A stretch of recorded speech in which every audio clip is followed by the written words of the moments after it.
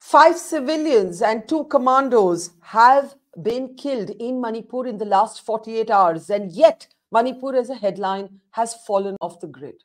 I'm Barkha, you're with the Mojo story. Here we continue our focus on the troubled northeastern state that has fallen into violent turmoil yet again.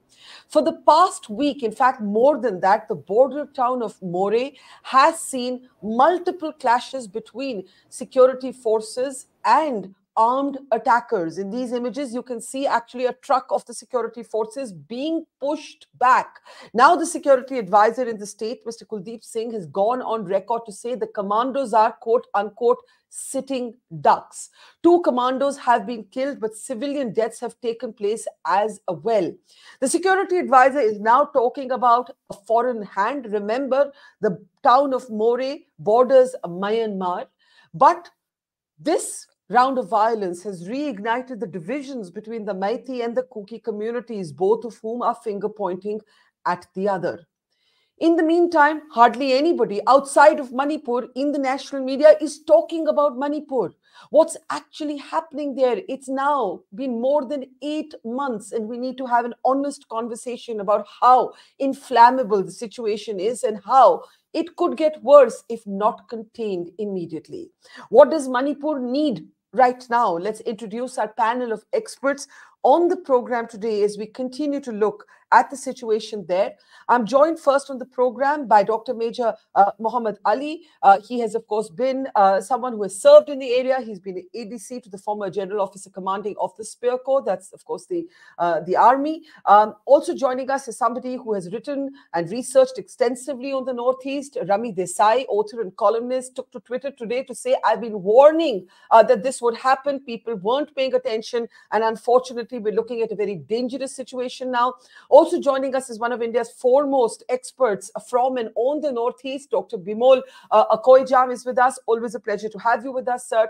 And also joining us, somebody who has become a prominent critic of the party he was once with, Mr. Benjamin Mate. He was the former vice president of the BJP in Manipur. Today, he's on the other side, as it were, of the positions his party is taking. Thank you very much, all of you, for joining us. Major Ali, is someone who is a Fauji, who has served there.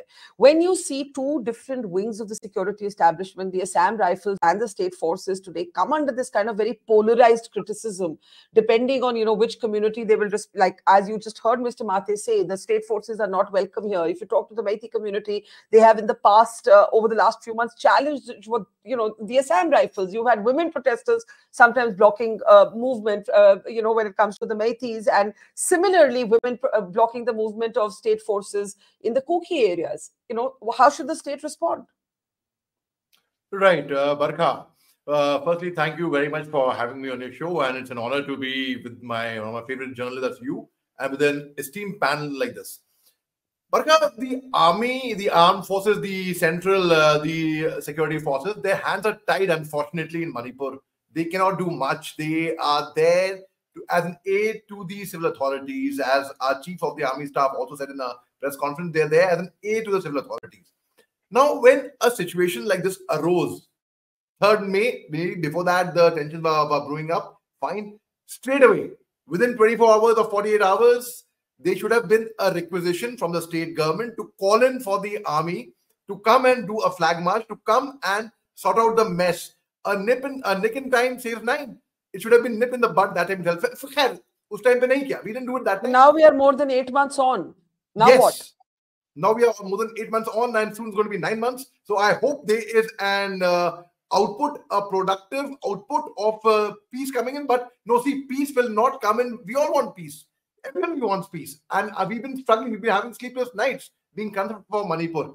But will peace come in that way? No, I think, see, it should have been actually wisely thought of.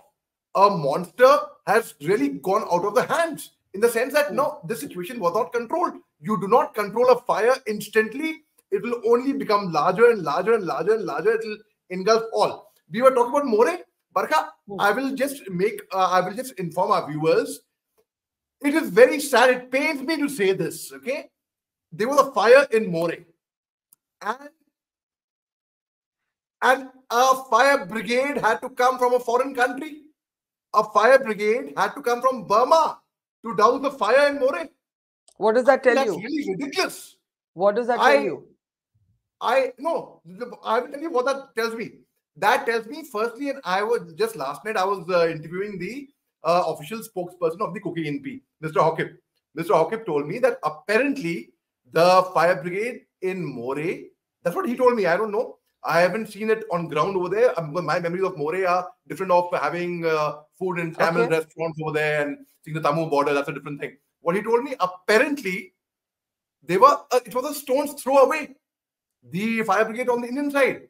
But they had a foreign country had to come. No, that doesn't tell me that is not something which I would say a foreign angle is there who are critiquing about. That is a subject to inquiry completely, a subject to inquiry. And when officially the report comes out, I will believe the official final report. That's a different thing. But just because a fire brigade came in from there, I will not say, oh, the insurgents are also coming from there. They might be coming, they may not be coming. I am no one to comment on that. Okay, let's pick up to bring in the Major. I want to bring in Major Ali because I think he made the point that in this video, while my comment was in general about the state forces, as it was by Mr. Mate, here he says you're actually seeing a Casper come under resistance. Go ahead, Dr. Ali. Okay, Barka, before I go on this Casper story, I just want to give a disclaimer again over here. Because since I mentioned about the fire brigade, you said since it wasn't verified, that came from you. I was telling you about what the official spokesperson of the Cookie NP, Mr. Hawkins. Yes. I'm just saying I didn't use it because I couldn't verify it. You may have more information at this point. Yes, go ahead. Yeah. Right. So I said I was really rather embarrassed about it, if at all that was to be believed. And if at all that's true, it's actually really incidentally very, very embarrassing for all of us, in fact, for that matter, that why a foreign country would come and give an aid and douse the fire. That's a very, very different, it's a very shocking thing to do, in fact. Now, when we talk about the role of the armed forces, Barka, when there is a requisition for the aid to the civil authorities, proper writing, there is a magistrate, there's a guide, there are maps, the army, armed forces, they have to carry out a flag march, they would know what's to be done. And when you do not call them out, well, how will they operate? So there's a lot of, obviously, like I'll give you the example of the fire brigade only. There's obviously a lot of trust deficit from both the sides. There are always three sides to a story normally. One is one side, the other side, and the third is what exactly actually happened over there. Now, what exactly happened comes out in a report, in the form of a formal official report. That is to be believed by everybody. Major Ali, the Myanmar question, the elephant in the room, do we not have to address it? Last comment to you and then I have to close. To Major Ali. I can't hear Major Ali. Yeah, now I can. Go ahead. Yeah. Yes. Barka, the Myanmar question, we have to address it. My former colleagues from in fact, my coursemate, in fact, he was the one, I would not name, but he was the one to go across to Myanmar when the surgical strikes from the east took place. In fact, he had gone along with the platoon of the special forces. That's the same special forces I've had the honor of operating with, in fact, also. So they had gone across for a surgical strike that time. So now, if at all, I'm saying there is a foreign angle from Myanmar side, it has to be looked up straight away. Now, the very fact is talking about peace. Firstly, the borders are so porous. They are houses, Barka, where in a house, one drawing room is opened up in India, the kitchen is in Myanmar. There are such houses on the border as well. So when the borders are so porous, there hardly any border, you can say. And such a story like this ambulance, the fire brigade story I told you about, which the official spokesperson of Cookie NP told me, if it's were to be believed, it's indeed very, very embarrassing. And the very fact is, that is one thing which we have to address straight away. Now, lastly, I'd like to conclude, peace, aise nahi aayega, hum sab chahenge peace. But see, I am saying talking is the only way forward. And of course, people will say, you just showed on the screen, there's so many people were being buried. And do we want to see a similar situation again? No, we don't want to see. So both the communities have to sit down and understand the fact that violence will only beget violence. Hatred will only beget hatred. They have to sit together and talk. If not in Manipur, in Delhi. If not somewhere else, come to my house. My house is welcome. It's open. I have all the heart and all the love for the northeast part of India. So that is the only way forward, Barka. There is no other way. Otherwise, we can just go on for months like this. And It's going to be And I very. think, one thing we can agree on is that the delegitimization of states, I say the Indian states, sort of uniformed personnel, is very dangerous for us as a country, and we need to be paying much closer attention to it. But equally, I acknowledge the breakdown of trust between the communities. The foreign hand has been referenced. We need to talk about Myanmar. We need to talk about China. There's a lot we need to talk about. But what we need at home is a dialogue among people. I know everybody is very skeptical right now of this hope, but a hope has to be kept alive, even if it's not realistic at this point.